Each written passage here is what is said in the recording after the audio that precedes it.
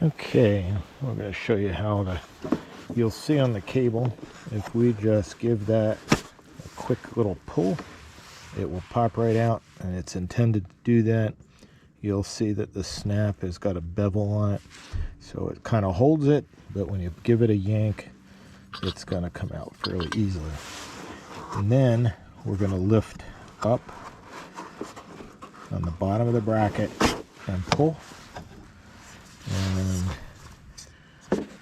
the teeth right here lock into that.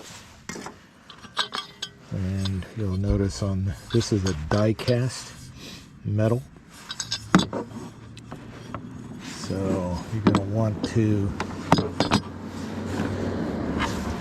plug that in before you put the bracket, and the key or the spring clip is up.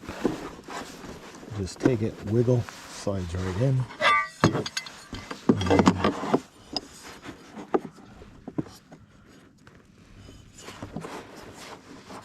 The directions were kind of confusing on whether that should go under that. I would think it would, but we're going to try it.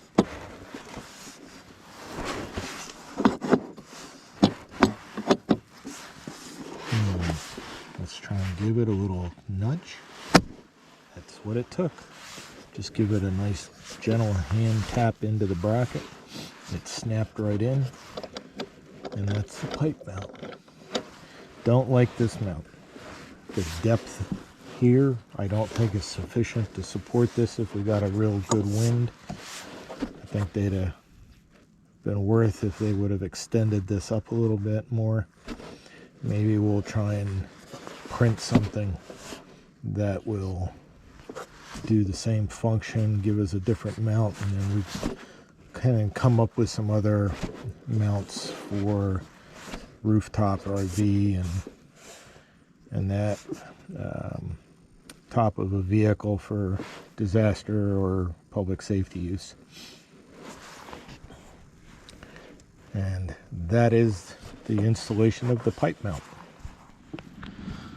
So we've decided that we are not going to want to put the cable underneath that, because the cable could actually, if it gets pulled, would lift that release tab up and the bracket could come out. So we're going to take it. You'll notice we did now cut back the side of the strain relief, because these are, standard Cat 7s. We've had some input that a Cat 8 will work. We just went with 7 because it's what we had in the shop. And we get that lined up, and you can feel that just nice and neat. And we just give it a snap. Still doesn't want to quite go. Hold it and give it that little bang that we did on the first try, and that's in nice and tight. And then we're going to recommend probably take a wire tie and put a wire tie up through here and wire tie the cable over to that post. And for video purposes, you can see how our other Gen 2 is mounted on the same piece of pipe. That end up, this will fit right down into the top of that. So just to show you how this wants to sit and work, I'm going to do it like that. Basically you want to get that in, and you want to get it where you make sure it's leveled out. Snug it up.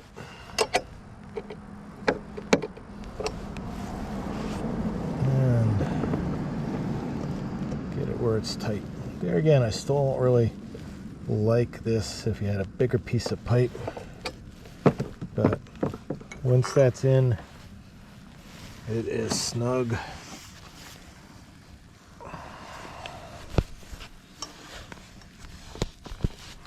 And if you wire tie that off, that's all there is to it.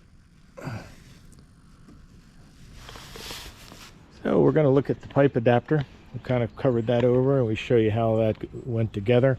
Obviously you can mount that on, this is a piece of aluminum military antenna masting, and that's in that 1.5 inch OD range, but it's a heavy wall and not as heavy weight wise because of the aluminum.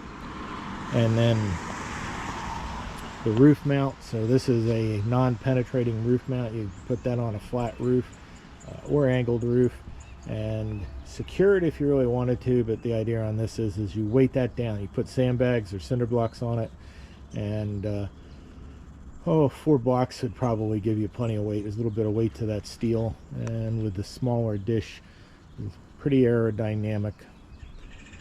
Standard J pole, the smaller 1.5 inch steel J pole, and the more common ViaSat and HughesNet antenna systems use these,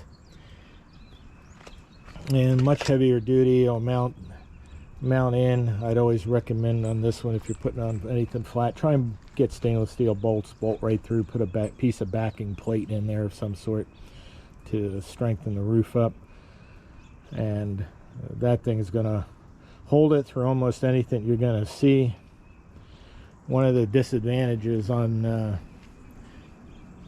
the Gen 3 is over Gen 2. The Gen 2 does actually sense really bad weather, and it can detect the fade, we believe is how it works. It detects the fade from a storm, and I'll show you a picture. I have a short clip from down in Florida and 22 hurricane for Ian, and where that antenna actually went horizontal to reduce its wind load.